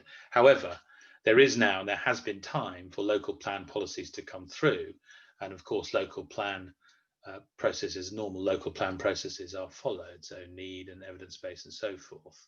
So some of the more emotive aspects of disapproval of wind farms needn't come into that. Secondly, it's a matter for local planning authority judgment, which again conditions the ability to challenge. If a local planning authority does give consent, it would only be by judicial review on normal public law grounds, and therefore quite hard to challenge usually. Really importantly, the planning effects, what the NPPG says is, if the planning effects have been fully addressed, planning effects affecting a local community have been fully addressed, it then says, therefore, the proposal has their backing. So that rather suggests that if a developer can demonstrate that the planning effects have been adequately addressed and that the effects are not too significant, it can, as it will, almost be deemed that the proposal has their backing. One has to remember that this is very much a matter of covalence. People have very differing views, and therefore the local planning authority is entitled to take a balanced judgment, not just about the number and vehemence of objectors, but also the more general attitudes that people in a community have towards wind development. And then, of course, finally, of course, this is only a material consideration in guidance. Yes, it's the MPPG. Yes, it's very important. But of course, one mustn't forget the primacy of the development plan. And so there are some reasonable grounds for thinking that this is not a total roadblock to development. And because we've talked about onshore in some detail, I'm going to skip very briefly over these matters of NSIPs and leave it there. James, thank you. Thank you very much, Andrew. Thanks for that. If I can ask you to stop sharing your screen. This is what we're going to do. We're going to move straight on now to Ned's paper, but those of you who are looking at the chat box, we're dealing with the questions as best we can when they come up. So if there are any Q&A left at the end, we'll deal with it then, but otherwise look in the box and we should get the responses done for you as we're going along. So Ned's going to tell us about significant developments in legislation and case law. He needs no introduction. He's got a very strong reputation in environmental law, both advisory work and litigation. He's ranked in the leading directories. He's on the Attorney General's panel of counsel. He's vice chair of the United Kingdom Environmental Law Association, standing counsel for the Campaign for National Parks, and he likes to go climbing when he gets a chance. Ned, over to you. Thank you. Thanks, James. All right, let's try this. Someone tell me if this is working while I'm setting it up. You can see it. And I need this one. And that's How's that? How's that? perfect. Good. So I will try and be about 15 minutes to talk about far too many things. So I intend more to signpost, and I think some of the references in the slides you won't need to write down because copies of this will be sent. An FTB environment seminar wouldn't be the same without some kind of update, and I think it's never possible to cover everything. Now, perhaps more so than ever, we are in a really turbulent period. We don't know, if we take the analogy of the plane, exactly where we're going or what condition we're going to land in. And certainly my feeling is that there's never been such a welter of change as now to the area of law in which we work. Of course, it coincides with, and to some extent driven by, the environment crisis, Brexit and COVID-19. So I'm going to cover three broad headings: climate change, the three DEFRA bills, and planning and EIA. So let's get on with it. As far as climate change is concerned, this is probably the hottest topic in the courts at the moment, and the case that really kicked things off and made international news was the Plan B Earth case in February. Just as the Court of Appeal decision led to a marked surge in climate change claims being brought, the decision of the Supreme Court, which we're now awaiting, will have a very significant bearing on future climate change litigation. I think not just in the UK, but globally. And I saw a professor of environment law from Columbia University said the case is being watched by lawyers around the world. They want to see how much impact a country's signature to the Paris Climate Agreement has on decision making. So we will see. In a nutshell, very briefly, the Court of Appeal made two parts really to their decision. First, they found, almost a factual matter, that the government had wrongly directed itself. It could not have regard to the Paris Agreement, and that was based upon a concession made by the Secretary of State. And second, for a number of reasons, they found that was wrong. It didn't take account of government policy, so it breached Section 5.8 of the Climate Change Act. It didn't take account of mitigating climate change, so breached another provision. It also was contrary to environmental impact assessment or strategic assessment law. So that's where we were left, and that was argued in the Supreme Court last week, towards the end of last week.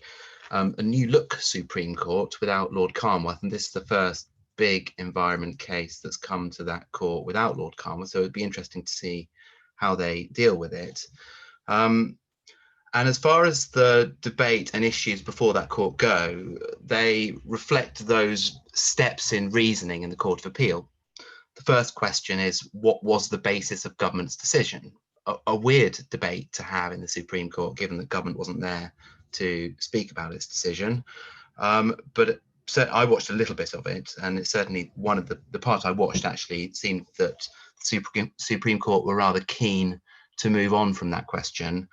Lord Leggett said, well, does it really matter whether you take it into account and don't have regard to it, or you decide not to take it into account? Isn't it all semantic? So I feel the Supreme Court might go on from that question and get on to the substantive question, which is, well, is Paris and the Paris Agreement so obviously material that it must be taken into account? And if so, how? So some really interesting arguments, I think, were had on that, and we'll see where that lands. Two other points that will be addressed by the Supreme Court, I suspect, at least in some shape or other. The precautionary principle, that arises because of the way that the Court of Appeal addressed non-CO2 emissions, so essentially the other effects that planes have on climate change that are poorly understood. And the Court of Appeal said, apply the precautionary principle, you must do something about those too. The government said, we've got no way of understanding them at the moment.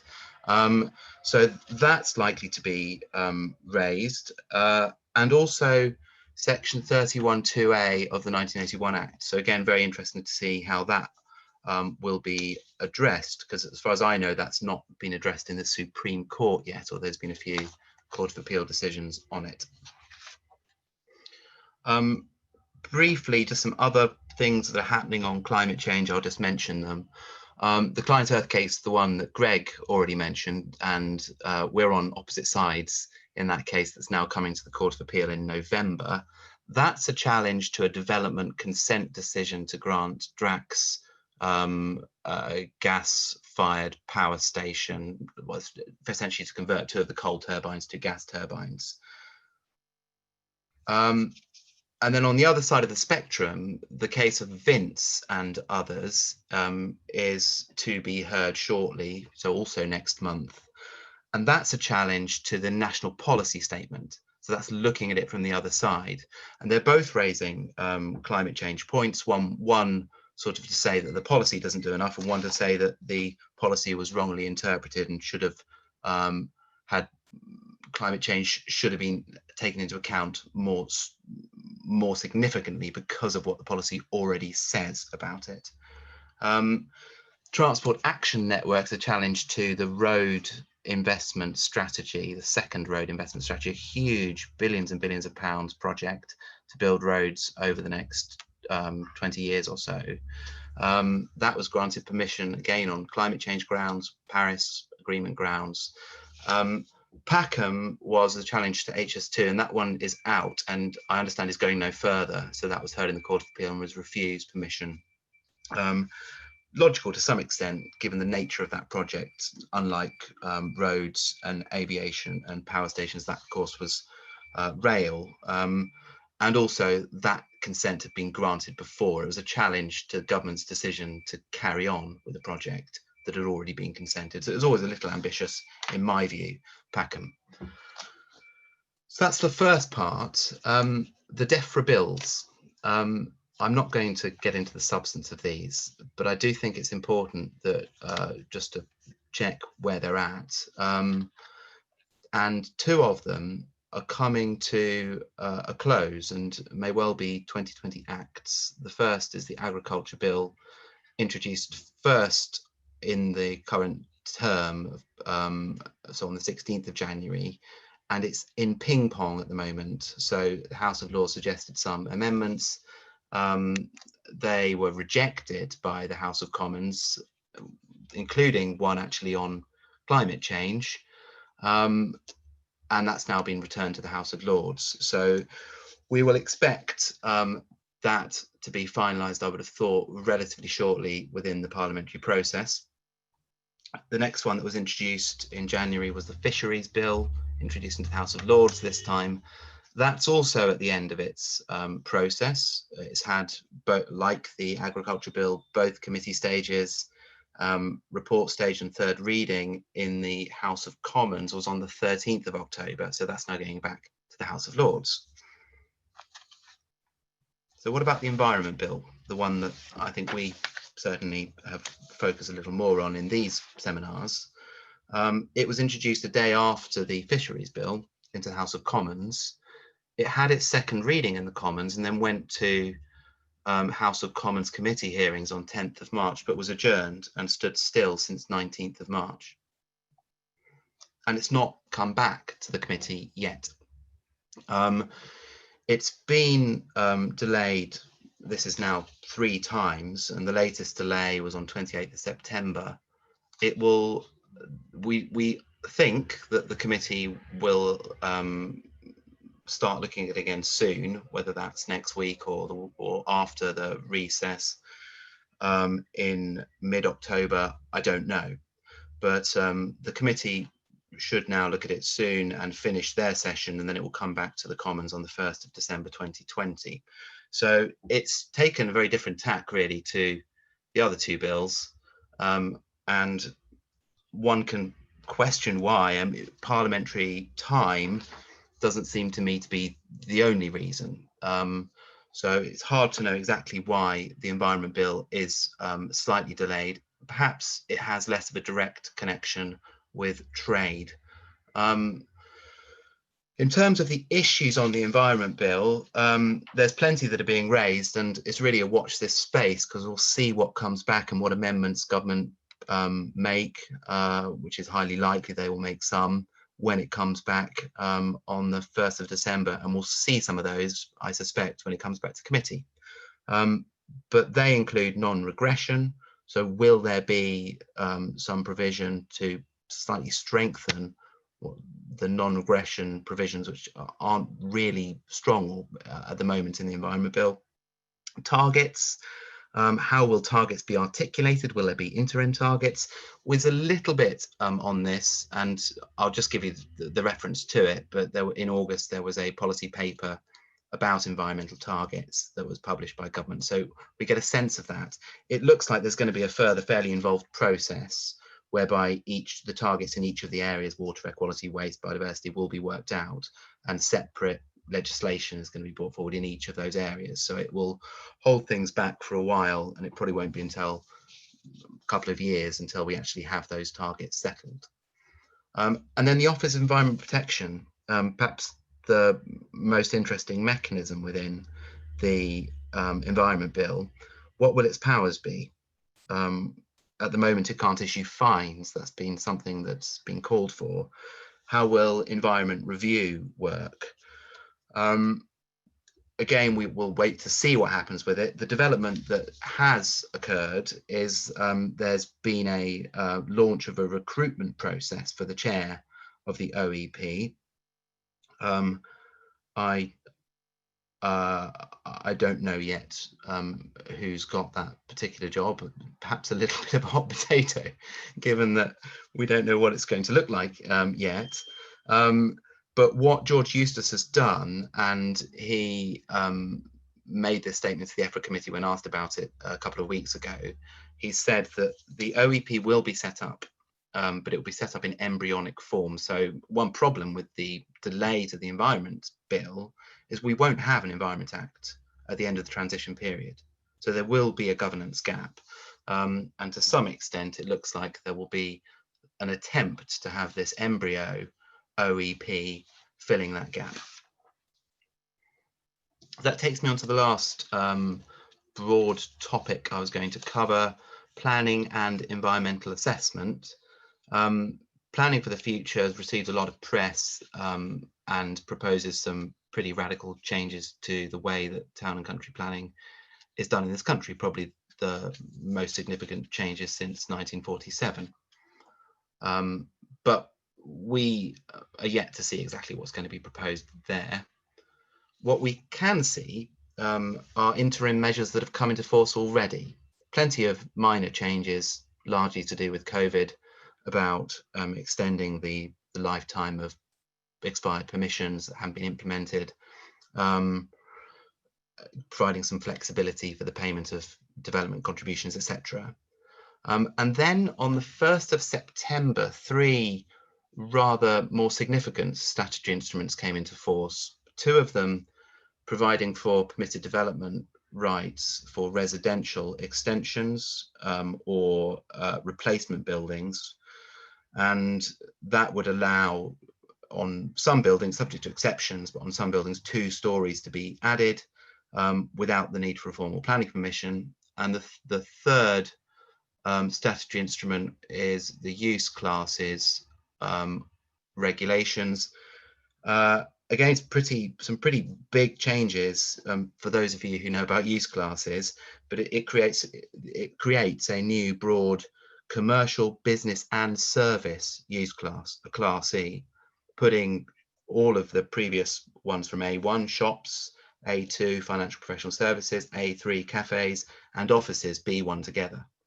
Now, the effect of that is that it facilitates changes of use between those different use classes. So it will make it easier for shops to become offices, etc.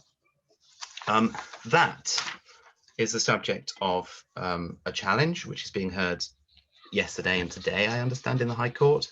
And the challenge is on strategic environmental assessment grounds. So that's at the bottom there, Rights Community Action are saying that these SIs make sweeping changes and the environment consequences of those sweeping changes should have been properly assessed. It has been announced, but I have not seen it yet. I'll be very interested to hear about it if anyone knows more, but it's been announced that there will be a consultation on environmental impact assessment and strategic environmental assessment this season, so at some point in the autumn. Meanwhile, plenty of litigation continues. That's just 4 cases, all on EIA from recent weeks and months. I won't go into detail on those. I've put in brackets what they cover. I certainly think the bottom one, Historic Parks and Gardens Trust, is quite interesting. That's about the Holocaust Memorial case. The others perhaps follow more established types of cases that we've seen before. And finally, this is hot off the press because I only just saw it before I put this presentation together, is the European Union Withdrawal Act, Regulations 2020. And these have been tabled today. This is the result of the consultation on the status of retained EU case law. And in summary, what they do is extend, within the Withdrawal Act 2018, the Supreme Court, and only the Supreme Court, could differ from retained EU case law, and in doing so it had to apply the test of differing from its own cases. So a sort of special justification had to be met. What's proposed, and this has just been put before Parliament, is that be extended to include all courts in the UK of Court of Appeal level. Same test, so they have to sort of put themselves in the shoes of being the Supreme Court. And that was, it's a slight extension, because I think there was early thoughts that it might be extended to any court or tribunal, but it's been kept at appellate level. But that clearly eases the ability of those who want to challenge retained EU case law. And I put a reference there to the Inter-Environment case, which is probably, certainly to my knowledge, top candidate for a piece of EU retained case law that is bound to be revisited sooner or later, subject of course to any changes to EIA and SEA law that render it unnecessary. So lots and lots of things. Thank you for watching, and I hope I haven't run over too much. Ned, thanks very much. If I can ask you to stop sharing your screen, and I'll introduce the final paper. So the final paper is about hearing environmental and planning cases remotely during the pandemic. There are 2 speakers who are going to speak jointly. Esther Drabkin-Reiter is a junior tenant in Chambers. She's got a broad practice, including environmental litigation.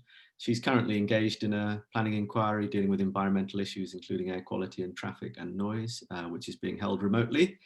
And she's being led by Greg on a JR, planning JR, dealing with environmental matters, including EIA. And again, that's being held remotely.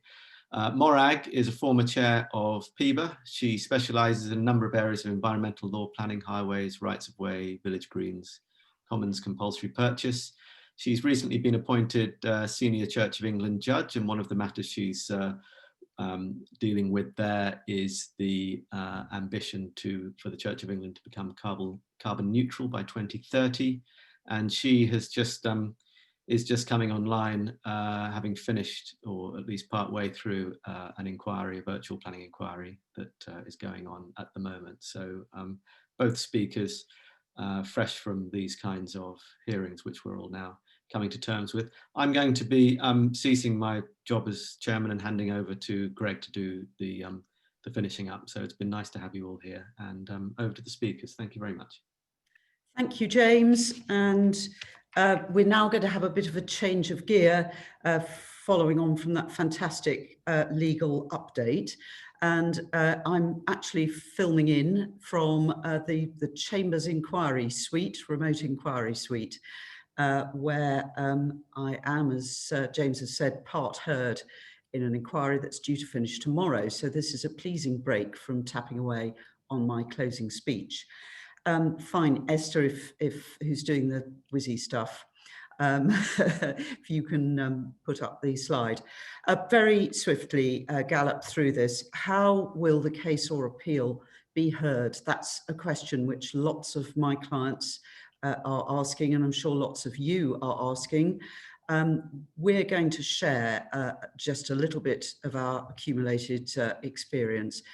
One of our part heard remote cases is actually one where we are both appearing, broadly speaking, on the same side for different parties. So we are replete with experience of this new form. Okay, next slide. There's a variety of approaches being taken both by the courts and by PINs. The least creative is just panic mode, adjourn everything, which is what PINs were doing probably for about 3 months. That's led to quite a backlog, and it's really very difficult to get dates, even start dates, for certain types of inquiries or hearings. There is a mode at the moment which is in person but distanced as much as possible. Whether that survives the tiered approach to life in general remains to be seen. Elements are dealt with by telephone, for example, case management conferences, which was all being trialled pre-COVID and is happening much more now. And then probably the main one that we're going to speak about this afternoon, remote conferencing software, which we've all got used to. Teams is the favourite one for PINs. HM courts have got their own platform. In some cases, PINs have adopted a blended approach, especially for things like the national level crossings public inquiry that's going on at the moment, where there's a lot of third-party interest from people who might genuinely not be able to Zoom in or come in on Teams, or would find it very difficult to do so. Again, whether that's going to survive the tiered approach or possibly the circuit breaker of lockdown remains to be seen. So whizzing on to the next slide now. Just really some practical points from the two of us. Some things to consider. Do you want your hearing or inquiry team to be assembled or remote, or half and half? We may soon not have much of a choice, but at the moment we do. And if you're going to assemble together, what's the venue going to be? As I say, you can't see it here, but we've got quite a good system going in Chambers, where we've got various spaces available where people are able to spread out enough to keep distance properly, and also to broadcast from and to use the big screen if wanted. A an examination in public, which I did against James, actually. I was in fact flown in by my clients to their airport office very glamorously, and we all sat round in the boardroom and zoomed in from there. If you're doing that, top tip, remember to check whether you are muted before you start passing comments on what the other side is saying, or indeed anything worse, like what you think of the inspector or the judge. So it's easily done to find suddenly that you're not on mute. Document sharing and management is another thing that you've got to get sorted out with your team. As you will have seen, I have deputed that to Esther for very good reasons that I find it extraordinarily difficult.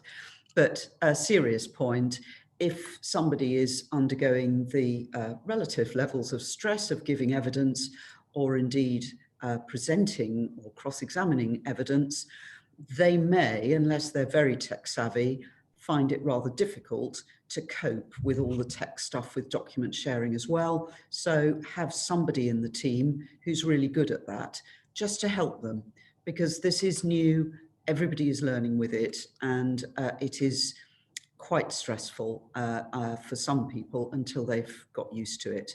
Timetabling and time management.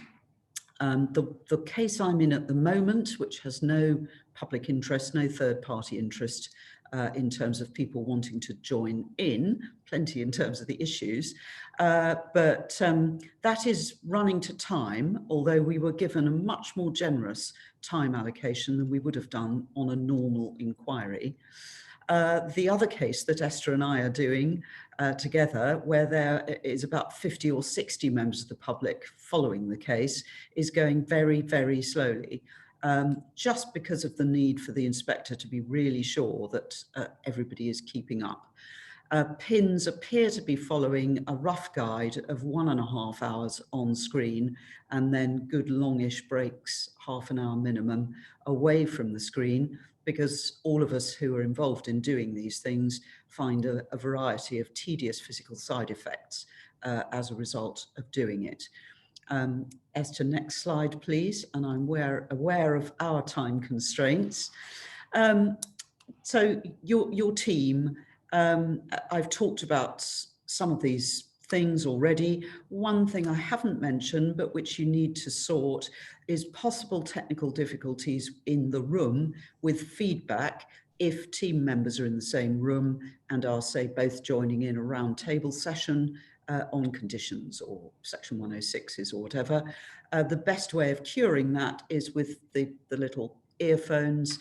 They do appear to sort that out. A very, very important question is ensuring that witness handling is transparently fair. In our cases, the witnesses have in fact been going into another room. It reduces the feedback issue.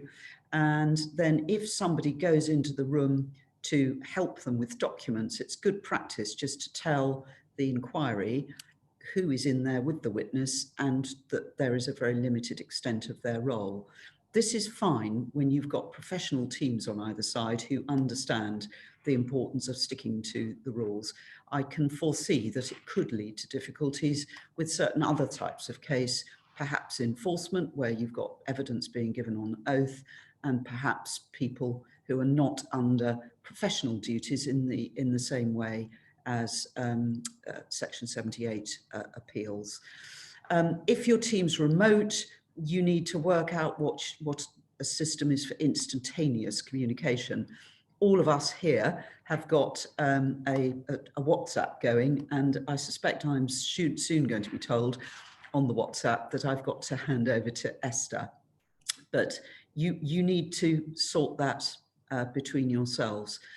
There's less of a team feeling at inquiry, and it's just good to recognise that and maybe think about ways in which you're going to address that. If a witness has had a tough time, you know, just do they need a little phone call from another member of the team, or from the advocate, or actually vice versa, because we have feelings too, believe it or not. And now I'm going to hand over to Esther for the remaining slides. Thank you, Morag. So I'm going to talk first about the venue. Now, these are all probably very obvious points. Many of us now are quite familiar with using these sort of platforms, but they're all things that have arisen to a greater or lesser extent in our experience. So it's just worth going over them again. And also, they're all things that need to be thought about in advance, because there's nothing worse than coming to an inquiry, being ready to give your evidence, and then finding that you can't be heard well, or there's distracting things in your background, or you have trouble with background noise or internet connection. So thinking about when you're selecting your venue, if you're going to have an approach where you have the whole team together, is there sufficient space for you to be distanced? Are there sufficient rooms in the building for you to put your witnesses in different rooms? Is there likely to be background noise? We've struggled a bit in chambers with building works. Luckily, the scaffolding has now been removed, but that can be resolved through using headphones. You just need to be aware of that and be aware of dealing with those things. Have you got a strong internet connection? Generally in workplaces, the internet connection tends to be better than at home, or you might struggle with lots of different people trying to access the internet at once. That's something to be aware of, particularly if you are planning on giving evidence from home or accessing an inquiry or court hearing from home. Microphone and video quality, always good to test these in advance if you can. You may think that you're coming across loud and clear, but actually you can't be heard quite as well because of the particular headset or device that you're using. How do you manage lots of documents? So particularly in planning inquiries, as somebody giving evidence or presenting information to the inquiry, you might need to refer to a number of core documents and the proofs and flick between these at the same time. You don't want to be flustered looking for documents in the middle of the inquiry. Are you going to do it on multiple screens? Are you going to rely on hard copy papers? And if so, do you have enough space around you to look and flick between those? And then there's the classic interruption, which I'm sure we've all experienced, of children or pets interrupting the video. Just how are you going to manage that and make sure you have peace and quiet so that you can focus on giving evidence? So document sharing and management in an inquiry usually, and this is where third parties might have a particular interest or might be particularly involved. Usually in an inquiry, all the core documents will be available at the back of the inquiry room. How do you make them available in a virtual inquiry? Usually this can be done by making them accessible online, but that is something that just needs to be thought about in advance. And then if, as a party, you want to put new documents in, it's worth thinking in advance of how this can be agreed with the other parties and shared before they're put before the judge or inspector. Usually for cases, court cases, it's now expected that you will provide a tabbed and page numbered electronic bundle, and some judges will also request a hard copy bundle. So you just need to be aware that there may be more preparation involved than usual. This also applies to the submission of claims. While you may no longer have to do the tour of the RCJ to get your fees paid and submit your claim in time for the deadline, actually the production of electronic bundles can be quite time consuming. So don't underestimate that. In terms of screen sharing, you'll have seen all our attempts today to do this. It's really helpful in an inquiry context, in a court context, to be able to point out particular things. But again, it's something you want to be confident with in advance so that you're not flustered on the day trying to access the things that you want to show. This has particularly been the case in my experience with local residents giving evidence. They may not be particularly as confident as some of the professional witnesses. So you just want to reassure them and perhaps make sure if they're your clients that they're confident with using all the technology. Another matter that can arise both in courts and inquiries is that an in-person forum enables informal communications to take place between parties who might be on the same side or opposing side, to enable issues to be narrowed, perhaps aligned positions to be taken to save time at the hearing, or even settlement to be reached. So how are those communications going to take place, and does there need to be time allocated outside of the formal hearing in order for those communications to take place? So timetable, Morag's already dealt with our time experience, so I won't spend a lot of time on this. Just one point to think about in terms of planning inquiries. Obviously, if the inquiry is taking place in a physical location, an inspector will already be there, will usually be staying in a hotel for the duration of the inquiry, so they'll be easily able to access the site, which will usually be close to the inquiry venue. If it's all happening virtually, they may have to travel quite some way to visit the site. So that's just something to bear in mind when you're considering, as a party to an inquiry, the timetabling. So finally, just some tips and do's and don'ts, which are hopefully helpful from our experience. So you're always told as a witness or an advocate to keep an eye on the pen of the inspector or the judge to see if they're actually interested in what you're saying. That's quite difficult if their pen isn't in the video, but you can still keep an eye on the expressions or body language of the tribunal. And it's particularly important to remember that when you're perhaps focusing on an advocate that you're responding to, when actually you need to be looking at the inspector's video as well. If you have the opportunity to practice with someone in your team, just using the software or even just by yourself, that can't be emphasized more, how helpful that will be. But also just think about how you will deal with some of the issues that Morag and I have identified in your preparation time, so you're not dealing with them on the day that you're giving evidence. And also just be aware, it's very easy to get really caught up in preparing for a hearing and getting all your evidence and what you want to say ready, but you need to be aware of kind of how you're feeling during the day. Something I was advised by one of my colleagues in chambers is to use eye drops, because your eyes get very dry when you're looking at a screen, and that can actually help a lot. But things like just making sure you're getting up from your chair, because if you are focusing a lot on the experience of giving evidence, then you might forget those small things. So in terms of the don'ts, one thing that we've seen in our inquiry, which an inspector was very he was very disapproving of, is referring to things that the other participants in the inquiry can't see. So, for example, if you're referring to Google Maps or a document that is not before the tribunal.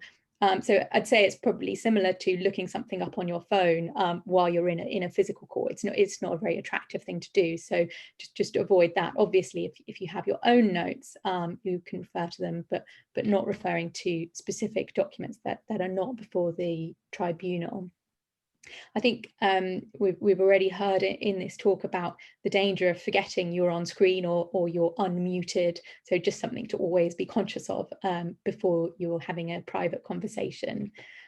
Don't be afraid to ask for adjustments to the procedure, and don't panic. We're all getting used to this process, judges and inspectors too.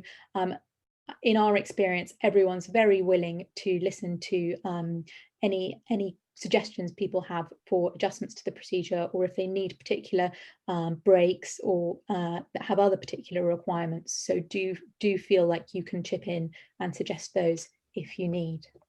And that concludes our presentation. So happy to take any questions or wrap up as necessary. Well, thank you, Esther. As you know, in the virtual world, we can't take any questions other than by our chat room. So that can be done offline. Thank you very much, Esther and Morag. And thank you to all our speakers. We do run a program of seminars, which is available from the details from the Chamber's website, and also from Deirdre Mahon, who's our practice manager, will have details, and you can sign up. And be on a seminar, a subscription list. You don't have to pay, and you can get them sent to you. So thank you to our speakers who have all popped up. Andrew Fraser-Urquhart is still in his sort of friendly face looking, but he's either standing very, very still, or yeah, he's come back. And thank you all for joining us. Thanks, Greg. Appreciated that. To all the speakers.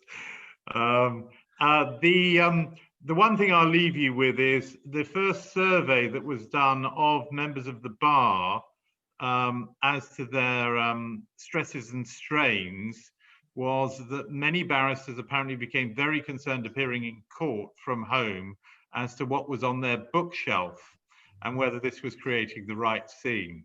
At the moment, it's only Robert, I think, who's displaying his very impressive bookshelf. Those of you who've taken a screensaver will be able to go through the various learned terms that he's got. But thank you all to our speakers. Thank you all very much. And I hope we'll be seeing you again, both virtually, but hopefully in the flesh very soon. I'm going to sign off now. And I think the chat box has been dealt with. And thank you all for those participants who are still here, even if we are just in the background along with the archers. I hope it's been useful. Thank you very much. Thank you very much.